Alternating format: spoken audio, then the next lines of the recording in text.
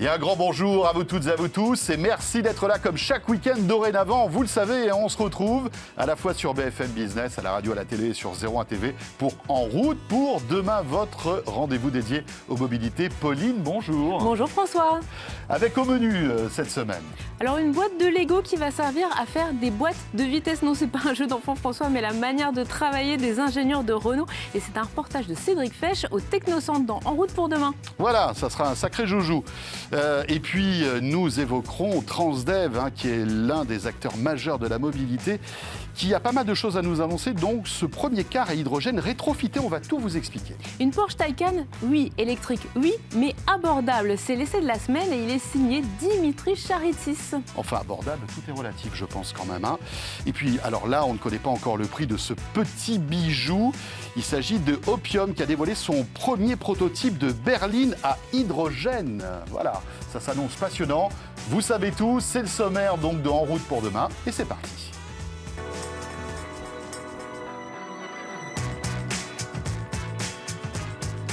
BFM Business et 01 TV présente En route pour demain avec Pauline Ducamp et François Sorel.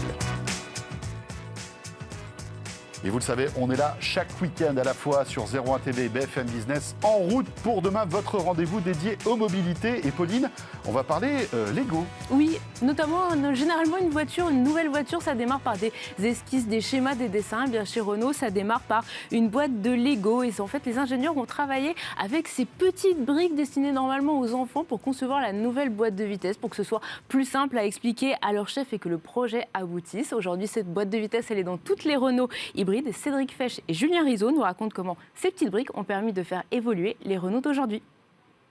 En 2010, Nicolas Frémaux, expert de l'architecture hybride chez Renault, est dans l'impasse. Il conçoit une nouvelle transmission pour le premier moteur hybride du groupe, alliant un moteur essence et un moteur électrique, et ses recherches peinent à convaincre ses patrons.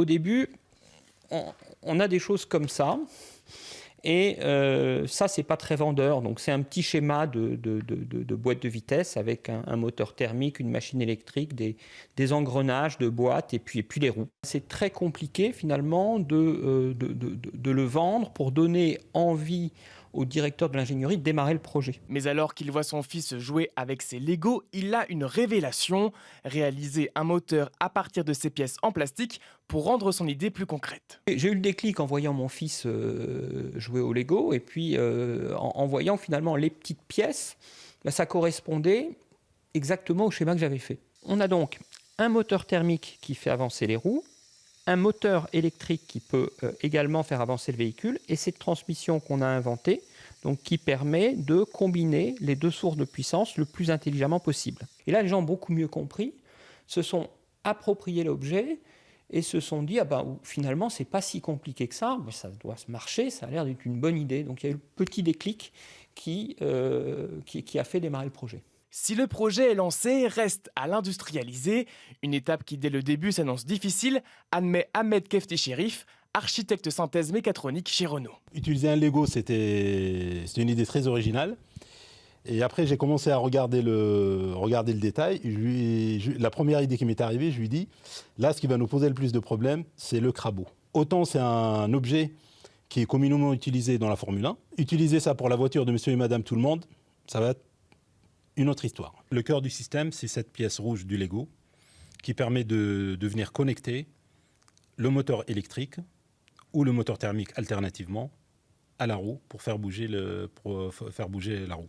Et donc tout le secret du système, c'est la manière avec laquelle on vient bouger cette pièce rouge ici pour l'engager dans la pièce grise et comme ça faire tourner la roue. Commence alors 10 années de recherche et de développement au Technocentre de Guyancourt. Finit alors le Lego, place aux algorithmes. Une fois on a identifié qu'il y avait une partie intelligente à rajouter à cette mécanique simple, on a commencé à travailler, faire du développement d'algorithmes, ce qu'on appelle d'algorithmes de contrôle. Et on a commencé par le faire d'abord en simulation. Là, on passe du Lego, on passe à l'ordinateur, on écrit des équations, là, on revient aux équations, et on écrit les équations qui vont contrôler ce mouvement. Et on les simule sur ordinateur. La première phase, c'est la simulation sur ordinateur. Une simulation qui a porté ses fruits et qui a permis de faire de ce Lego une réalité. Pour autant, Nicolas Frémaux, ingénieur perfectionniste, a refait son Lego dans une version plus aboutie une fois que la vraie transmission a été conçue. Après 10 ans de développement, avec tous les algorithmes d'Ahmed, finalement, ça donne ça. La boîte, elle est contrôlée automatiquement et on a toutes les séquences d'un roulage classique. Avec les enchaînements de rapports, machine électrique, moteur thermique. C'est ce système qui équipe aujourd'hui tous les modèles hybrides du constructeur, Clio, Captur, Arcana et Mégane. Une véritable réussite pour Renault car les ventes d'hybrides explosent. D'ici la fin de l'année, le groupe compte en écouler 200 000 dans le monde. BFM Business et 01 TV présente En route pour demain, l'invité. Et cette semaine, nous allons parler transport en commun, voitures autonomes, bus rétrofités avec Thierry Mallet. Bonjour, merci beaucoup d'être avec nous. Bonjour. Vous êtes PDG du groupe Transdev, donc on vous connaît vraiment pour tout ce qui est les cars, les bus. Les trams, les trains. Exactement, mais on avait envie de vous parler voitures autonomes puisque vous avez fait partie d'une expérimentation qui se passe en région parisienne, plus exactement au Mureau, avec une petite navette qui s'appelle Navetti et qui vient d'être lancée. Est-ce que vous pouvez nous expliquer un petit peu comment ça marche ? Alors, c'est un test très intéressant. C'est un test qu'on fait en partenariat sur le site des Mureaux d'Ariane Group. Donc, c'est sur le site industriel d'Ariane Group. On travaille avec des navettes autonomes qui ont été développées par EasyMile. On a également le soutien du département des Yvelines. Et le but, c'est de tester une navette sans avoir à bord, effectivement, d'opérateur. Donc, il n'y a pas de personne qui est à bord. Il n'y aura personne à bord. Si, il y aura les passagers, évidemment, mais il n'y aura pas d'opérateur.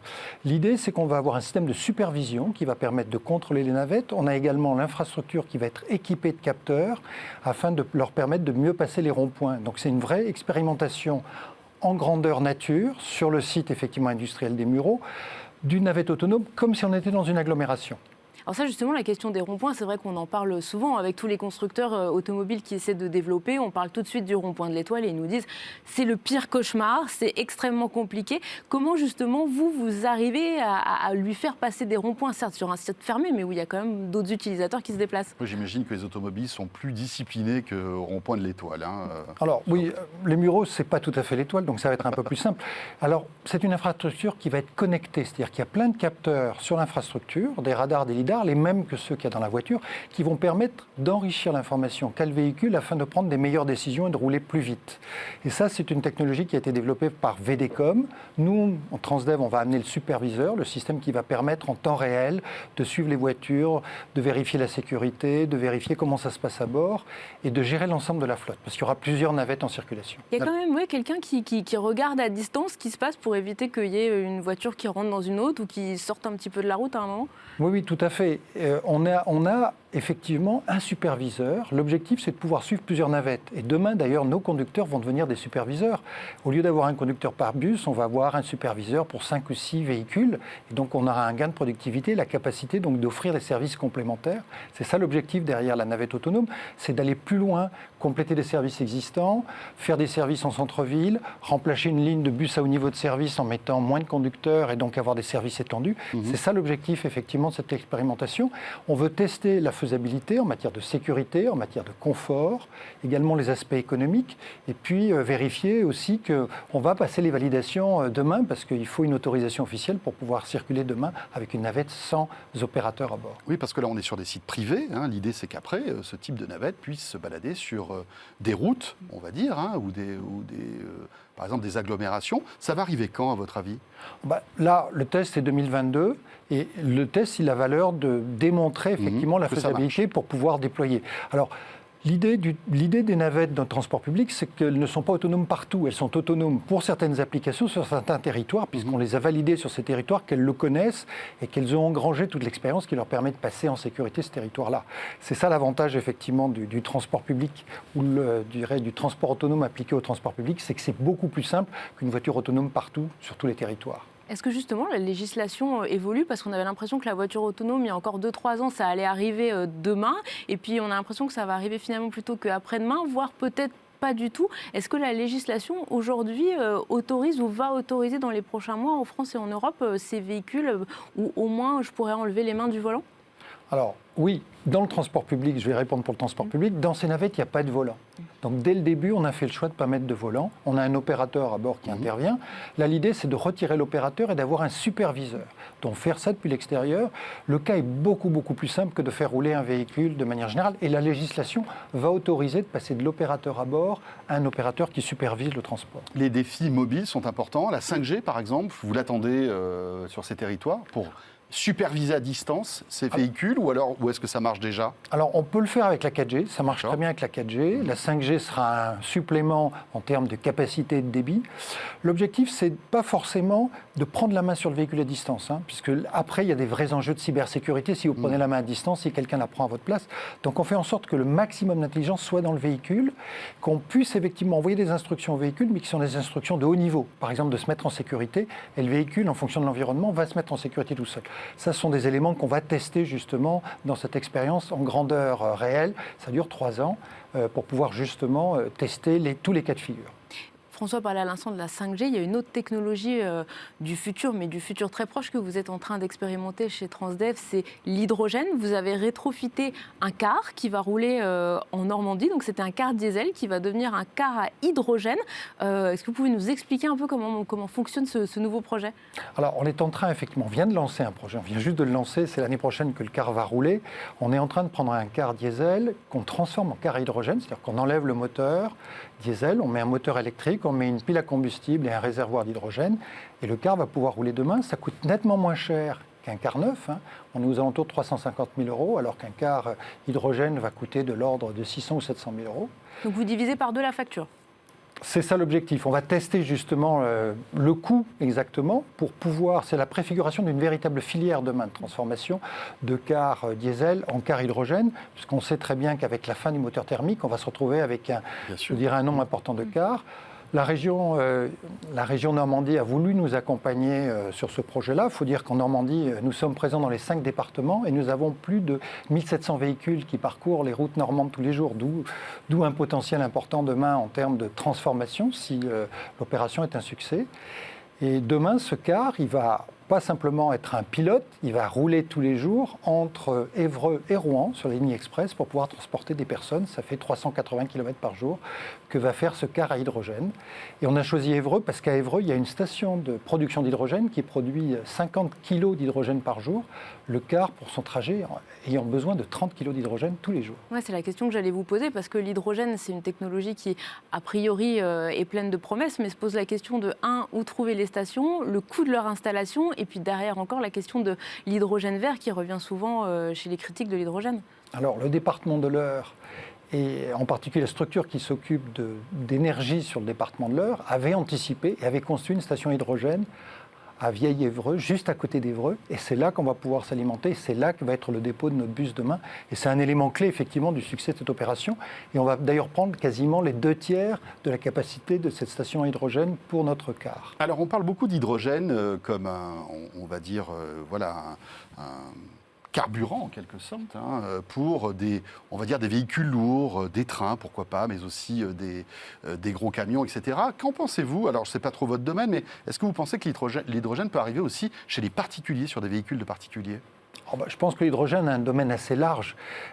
C'est plus facile pour le véhicule autonome de démarrer avec des bus ou des cars. C'est plus facile également pour le véhicule à hydrogène de démarrer avec des poids lourds parce que le cas est le plus simple. La batterie n'est pas une solution, ni pour un poids lourd ni pour un car. Il y a la souplesse avec l'hydrogène du temps de chargement, donc pas d'immobilisation, la souplesse de l'autonomie qui permet de faire de nombreux kilomètres. Donc c'est des cas de figure très très évidents. Pour la voiture, dès qu'on va vouloir faire beaucoup de kilomètres, l'hydrogène va aussi s'imposer par rapport à la batterie. Et puis parce qu'on a une autonomie qui est plus importante qu'avec une batterie traditionnelle. L'enjeu, vous l'avez dit, c'est à la fois de sécuriser le véhicule lui-même, mais on commence à avoir des piles à combustible sur le marché avec des modèles français, faits par Michelin par exemple. On commence à avoir des réservoirs, Valeo en fait, donc les briques arrivent.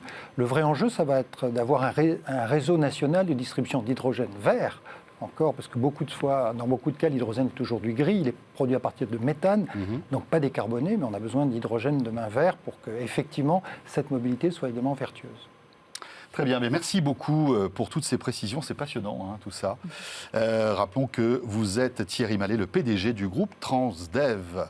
Et tout de suite, Pauline, on enchaîne avec notre essai de cette semaine et on va vous présenter, en tout cas c'est Dimitri Charixis qui va vous présenter une Porsche Taycan qui est presque abordable. Je dis bien presque, regardez cet essai. BFM Business et 01 TV présente En route pour demain, l'essai.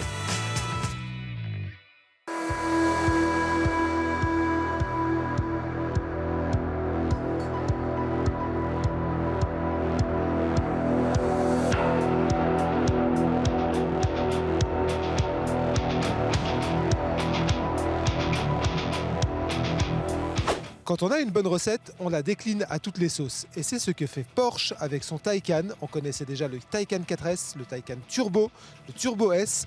Et maintenant, il faudra compter avec le Taycan tout court. Ce Taycan sans turbo, sans S, c'est la version la plus abordable de la sportive électrique de Porsche. Elle commence à 86 000 €, ce qui fait 23 000 € de moins que le Taycan 4S, qui était jusque-là la version la moins chère de la Taycan. Alors extérieurement, rien ne change, on a la même magnifique voiture et ça mérite d'être souligné parce que habituellement, notamment chez Porsche, les versions moins chères des modèles sportifs, elles ont aussi des proportions revues à la baisse. Donc la première bonne nouvelle, c'est que ce Taycan tout court, il est aussi beau que la version la plus chère, la Turbo S. Sur ce Taycan d'entrée de gamme, on a exactement les mêmes options, les mêmes deux batteries que sur la version qui coûte 100 000 € de plus. Concrètement, il y a le choix entre la batterie de 79 kWh et celle de 93. Dans les faits, et c'est Porsche qui nous l'indique, 100% des clients qui ont acheté le Taycan cette année ont choisi la grosse batterie et c'est normal puisque celle-ci, elle permet 484 km d'autonomie. Alors, en réalité, c'est un petit peu moins, notamment si on fait de l'autoroute, mais on peut espérer entre 350 et 400 km si on conduit à peu près normalement. On l'a vu à l'extérieur, c'est le même Taycan que la version la plus chère à 180 000 €. Eh bien, la bonne nouvelle, c'est qu'à l'intérieur, on a aussi la même chose. On a une version identique que le Taycan le plus haut de gamme. Concrètement, qu'est-ce que ça veut dire? Ça veut dire un écran d'instrumentation incurvé de 17 pouces qui est quand même super pratique, hyper agréable à utiliser. À côté de ça, on a deux autres écrans, l'un pour les réglages multimédia et l'autre pour l'environnement de bord. On a la possibilité d'en ajouter un quatrième pour le passager. C'est une option à plus de 1 000 € chez Porsche. Mais on vous l'a dit, nous on teste la version la moins chère, donc on s'est gardé seulement 3 écrans. Si vous avez déjà eu l'occasion de voir notre test du Taycan Turbo S, c'est-à-dire la version la plus haut de gamme, vous le savez, on n'est pas les plus grands amateurs de l'environnement Porsche, on n'est pas forcément fan de leur interface. Pourquoi? Parce que déjà elle est un peu triste, il reste encore pas mal de boutons notamment autour du volant, on n'est pas tout à fait au niveau de Tesla, où on est un peu moins épuré, on s'y perd un petit peu, c'est pas hyper facile de se retrouver notamment dans les réglages d'environnement qui, alors certes il y a un retour haptique mais il n'est pas hyper efficace, et puis après voilà, c'est pas l'interface la plus réactive, c'est assez difficile d'aller choper son CarPlay, c'est clairement l'endroit sur lequel Porsche peut le plus progresser aujourd'hui. On a évidemment une compatibilité CarPlay et Android Auto sans fil, ça c'est hyper appréciable. Et on a aussi Apple Podcast en exclusivité sur cette Porsche. Identique à l'extérieur, identique à l'intérieur, finalement qu'est-ce qu'on perd avec cette version moins chère du Taycan? Eh bien ce qu'on perd, et c'est pas rien, c'est un moteur et de la puissance. Alors on vous l'a dit, sur cette Taycan d'entrée de gamme, on perd un moteur. Mais ce qui est intéressant, c'est de savoir où est-ce qu'il est perdu. Et en fait, c'est le moteur avant qui disparaît sur cette Taycan, ce qui fait de cette Porsche électrique une voiture à propulsion. Et qui dit propulsion, dit deux choses, dit plaisir de conduite, glissade et drift.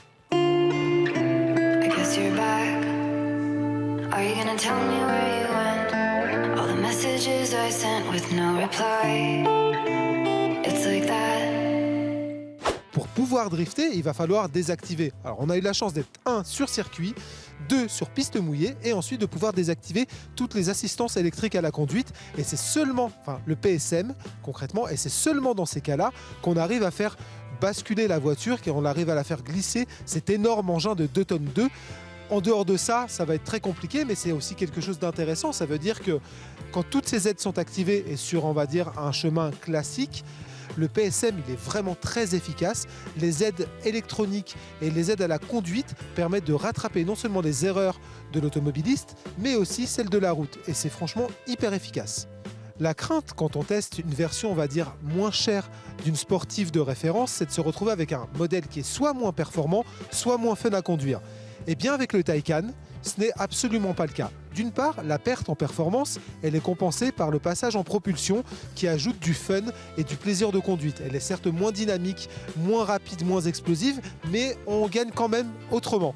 Donc au final, la très bonne nouvelle pour ceux qui auront les 86 000 € nécessaires pour se l'offrir, c'est qu'on reste sur une Porsche, on reste sur une version électrique de la 911 qui est très réussie. On retrouve le feeling de conduite de Porsche qui fait l'ADN de la marque et c'est un véritable plaisir de rouler au quotidien sur ce Taycan.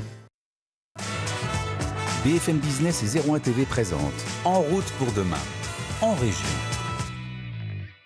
Et oui, en route pour demain, chaque week-end, vous le savez, on est là, à la fois sur BFM Business, à la radio, à la télé, sur 01 TV.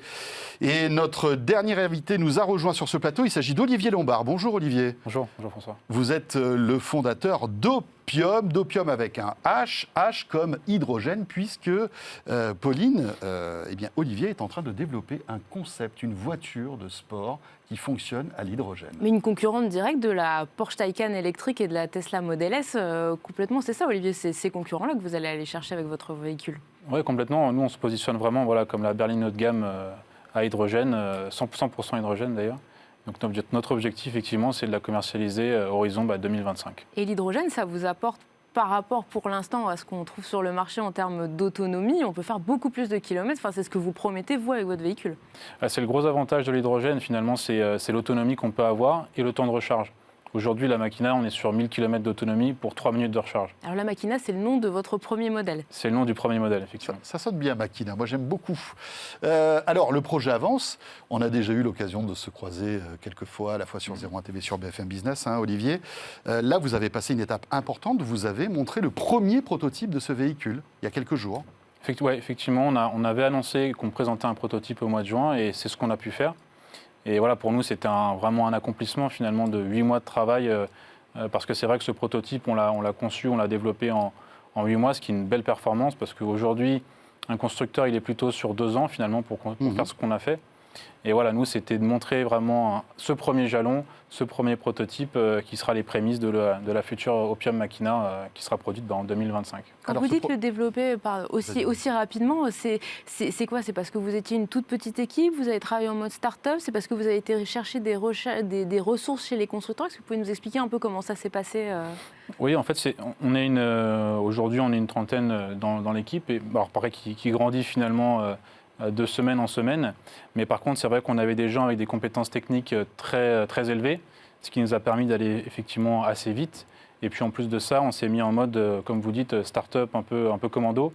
Et ce qui nous a permis de ne pas perdre de temps, de savoir exactement où on voulait aller et puis de pouvoir présenter notre prototype dans les temps.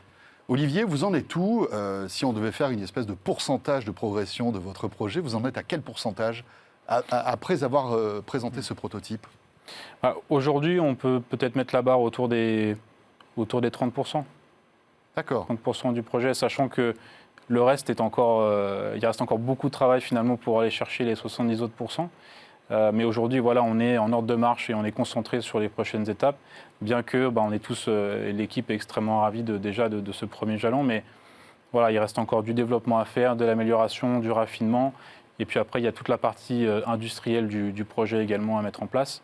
Et pour ça, on travaillera avec des partenaires, on verra comment est-ce qu'on va pouvoir structurer tout ça, mais on ira chercher la solution qui nous permettra d'aller le plus vite possible et le mieux possible. C'est une voiture qui sera produite où? En France? En France, oui.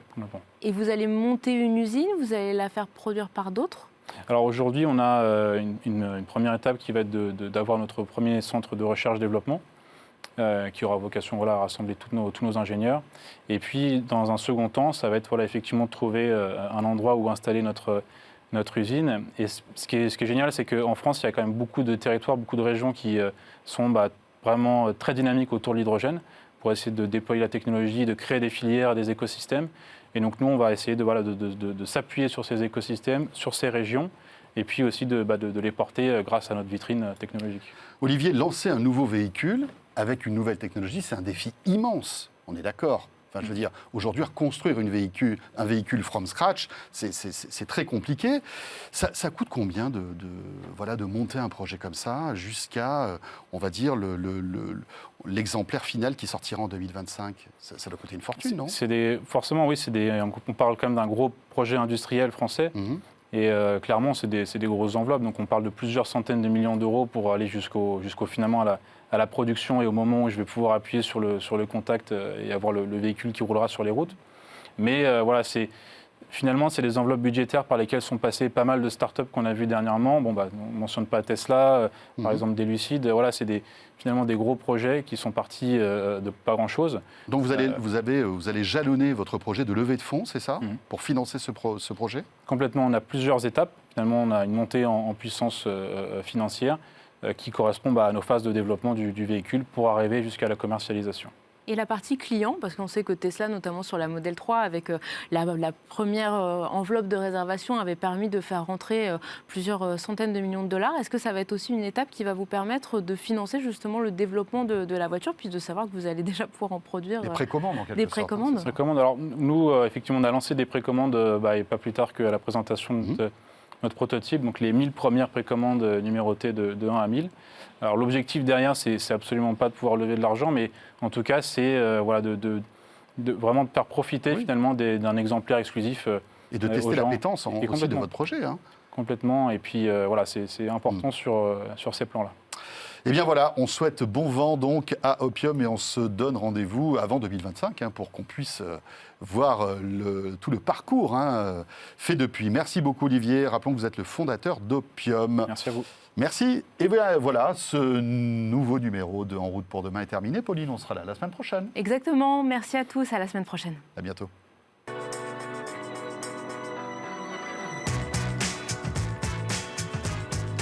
BFM Business et 01 TV présente En route pour demain avec Pauline Ducamp et François Sorel.